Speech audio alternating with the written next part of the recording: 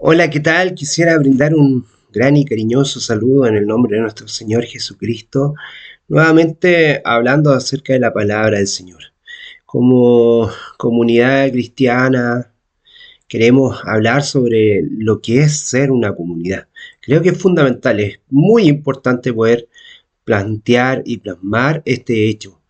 Eh, Hablar desde la comunidad o hablar acerca de este principio nos parece algo fundamental, nos parece algo muy apropiado, nos parece algo muy cercano en ese sentido. Queremos hablar sobre la doctrina en los apóstoles y cómo la iglesia cristiana comienza a transformarse en una comunidad de creyentes. Creemos en la comunidad de creyentes, ya lo hemos dicho. Eh, Más allá del templo, lo que nosotros queremos mirar en la comunidad donde se desarrolla el principio, donde estamos fundamentados en Cristo. Para ello quiero mirar en el libro de los Hechos, en el de Lucas, presenta los Hechos de los Apóstoles en el capítulo 2, Hechos 2, los Hechos de los Apóstoles, más bien como hemos dicho en más de alguna oportunidad, los Hechos del Espíritu Santo. eh, Hechos 2, versículo 42. Dice lo siguiente, voy a leer dos versiones porque es un texto muy relevante.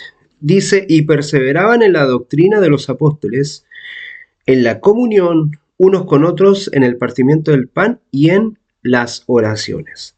Pero quiero leer también esta segunda versión que también es muy importante. Dice, ellos estaban dedicados a aprender lo que los apóstoles enseñaban, compartían lo que tenían, comían y oraban juntos. Para esta semana quiero invitarte a que puedas hacer una lectura diaria. Eh, Tómalo como un desafío, tómalo como una tarea, tómalo como una relación con el Señor. Para el día domingo quisiera invitarte a que pudieras leer Hebreos 10, solamente dos versículos, el versículo 24 y 25. Si te atreves a leer el capítulo completo, amén. Para el día lunes, lee Gálatas 5:13 o lee el capítulo completo si puedes.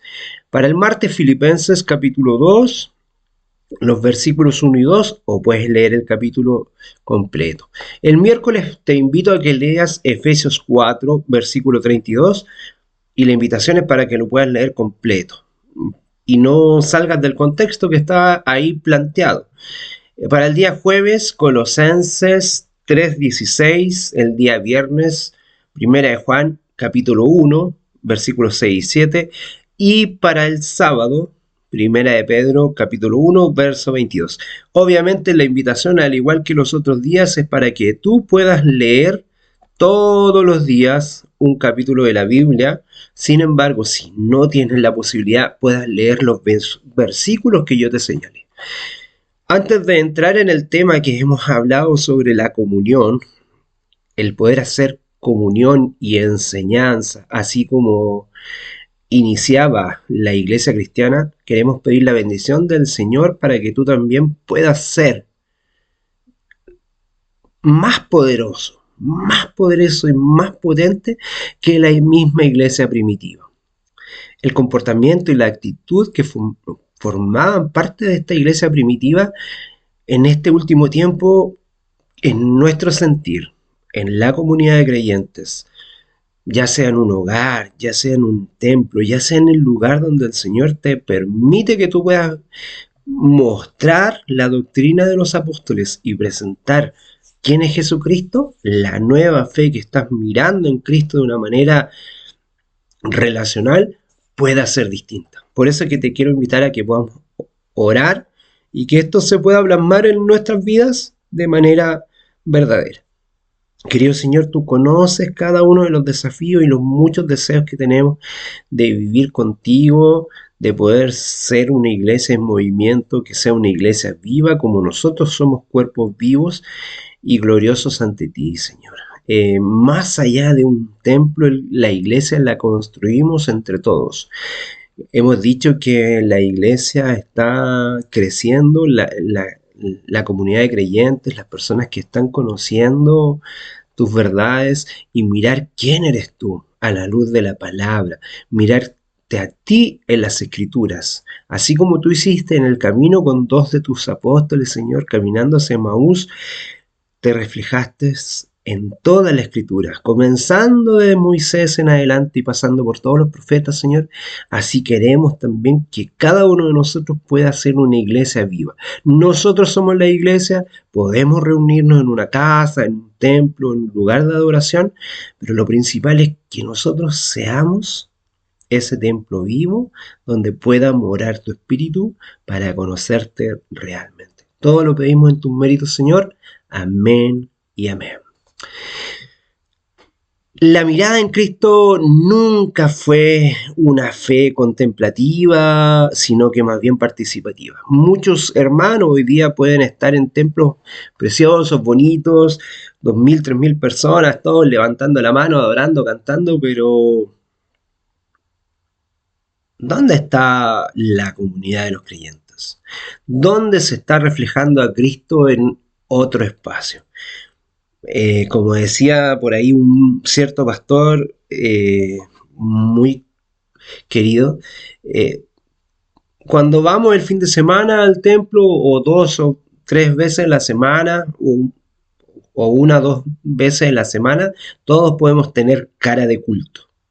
Él lo hacía como a modo de broma, pero es muy cierto. O sea, cuando tú y yo estamos en una reunión, podemos ir bien vestidos, a lo mejor con una corbatita y mostrar cara de culto en un lugar de adoración, pero ¿qué pasa con tu vida en la comunidad? ¿Qué pasa con la compañía de Cristo para toda tu semana? Esta enseñanza de la que queremos plantear ahora estuvo acompañada de la oración y a partir del pan, de lo que demuestra que había una relación en la comunión entre los mencionados en el libro de Hechos en el capítulo 2. Los discípulos estaban en ese espíritu, estaban en el Espíritu Santo para recibir el Espíritu de mayor manera, pero ellos ya estaban en la comunión. Eso permitió una iglesia sana, potente y un modelo para las iglesias hoy. En este mensaje, en esta cápsula cristiana de meditación, de reflexión, queremos hablar sobre este espectro, esta medida de poder sumergirnos en el universo bíblico y aprender a poner en práctica esta verdad. La vida de la iglesia debe ser llena del Espíritu Santo, como podemos leer en Hechos capítulo 2 del verso 42 al 47. Haz tú la lectura para que podamos ir reflexionando acerca de ello.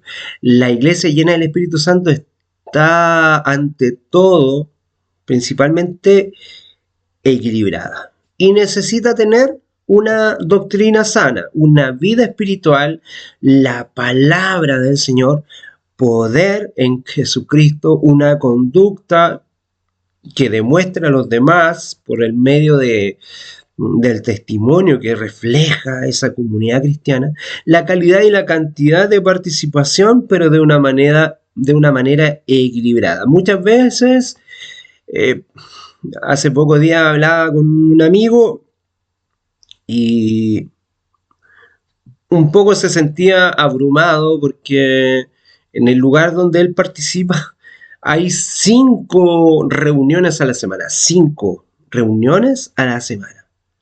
En una vorágine colectiva y en un mundo tan diverso y tan movilizado, tener 5 reuniones por semana donde tienes culto de jóvenes, tienes culto para las mujeres, tienes culto para ensayo de los coristas, del grupo musical y distintas otras reuniones, termina siendo agotador.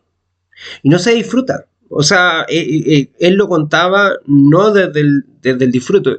Si, quizás nosotros podemos decir, y ¿Cómo me encantaría estar 5 días a la semana en una reunión si tuviese tiempo, si tuviese la oportunidad? Pero a lo mejor todos los días nosotros podemos demostrar, cuando nosotros estamos conectados y nosotros mismos somos la iglesia, podemos estar en esa conexión y mostrar al mundo lo importante que es el Señor en nuestras vidas y en el Evangelio.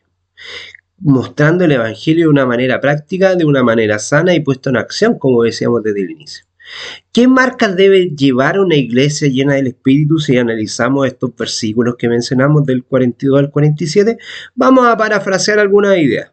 En Hechos 2:42, la iglesia está comprometida primero con la palabra de Dios, en toda su fidelidad. La iglesia primitiva, como modelo para la iglesia actual, la iglesia del fin del tiempo, debe ser una iglesia plena, donde comenzó el derramamiento del Espíritu Santo y el centro de su predicación ha sido siempre cristocéntrica. Como dijo Stott, un predicador cristiano, el Espíritu Santo abrió una escuela en Jerusalén. Sus maestros fueron los apóstoles que Jesús había escogido, y había 3.000 estudiantes en el jardín de infantes. La iglesia primitiva era una comunidad netamente centrada en el aprendizaje. Si nosotros seguimos mirando algunos elementos de Hechos 2:42, la iglesia es perseverante en la oración. Una iglesia llena del Espíritu Santo ora con mucho fervor y constancia. Siempre debe depender de Dios por encima de cualquier cosa, por encima de todo. Si nosotros miramos de Hechos 2, en los versículos 42, 44, 46, se vive una profunda comunión, una comunión exquisita, rica. En la iglesia primitiva valoraban el estar juntos. Hoy día nos conocemos como comunidad tanto. Conversábamos con un pastor el año pasado en un seminario teológico. Él decía cómo hay iglesias con 1.200 miembros, con 1.000 miembros. ¿Qué tipo de relación armónica puede haber? O en otras congregaciones donde un pastor está a cargo de 5 o 6 iglesias, ¿qué tipo de ministración puede haber? ¿Qué tipo de cercanía puede haber? ¿Cómo conozco realmente a mis hermanos? ¿Cómo conozco de ellos? ¿Cómo realmente son mis hermanos o es un nombre que se ha manoseado demasiado? Depender de Dios es importante. La profunda comunión es importante. Valorar estar juntos, como dice el versículo 44, que compartían todo, incluso sus posesiones. No era quizá lo más adecuado, porque después de la persecución vemos que muchos de estos hermanos perdieron el poder. Incluso en el mismo libro de Hechos después se pide que haya colaboración para la iglesia de Jerusalén porque no fueron prudentes. Es verdad que esta cita se saca mucho de contexto cuando se habla de valorar el apoyo y que incluso todos compartían hasta sus posiciones. Pero hay que ser equilibrado, cristocéntrico y con equilibrio. Porque el Señor no quiere que tú dejes de gozar sus bendiciones. Debes buscar el equilibrio. El valorar estar juntos en comunión, en un espacio donde cada uno de ellos era un templo del Espíritu Santo, incluso en los hogares, era parte de la sensibilidad espiritual que solamente el Espíritu Santo podía poner. En Hechos 2:47 vemos la adoración y el gran gozo que había en el entusiasmo, y se logra una simpatía de los hombres que rodean la experiencia de la bendición y el crecimiento que viene de parte de Dios. Eran creyentes alegres, festivos, de carácter recto y honesto. Era un fenómeno sobrenatural y contagioso que podemos mirar. Muchos pasajes del libro de Hechos, por ejemplo en Hechos capítulo 1, verso 15, podemos ver 120 miembros. En Hechos capítulo 2, verso 41, vemos 3.000 miembros. En Hechos 4, versículo 4, tenemos 5.000 miembros. En Hechos capítulo 5, verso 14, tenemos una gran multitud que quizá era más numerosa que 5.000 miembros. Por algo lo presenta de esa manera. Y en Hechos 6, el número de los discípulos es multiplicado. Hechos 9, por ejemplo, la iglesia se expande ya no solamente al territorio de Jerusalén, sino que en Judea, Galilea y Samaria. En Hechos 16 se establecen iglesias por todo el mundo. Fue un fenómeno espectacular. Una iglesia saludable busca el equilibrio entre la enseñanza y la adoración, el conocimiento y la práctica del evangelio. Hay muchas iglesias que hoy día están centradas solamente en la adoración. Pero los hermanos que pueden sentirse profundos adorando, muchos de ellos pueden salir vacíos porque no están integrando en sus vidas el aprendizaje y el conocimiento de la práctica del evangelio, viviendo una comunión cristiana sin comprometerse para la evangelización. Queremos llegar y sentir muchas cosas, pero queremos invitar a que la expansión del crecimiento de la iglesia y la calidad del evangelio se produzca en un crecimiento numérico, o no nos comprometemos a ello. Es una pregunta que tenemos que hacernos. Pero si andamos en luz, como Él está en luz, tenemos comunión unos con otros. Como estamos hablando de la comunión, y la sangre de Jesucristo, su Hijo, nos limpia de todo pecado, como dice 1 Juan capítulo 1, verso 7.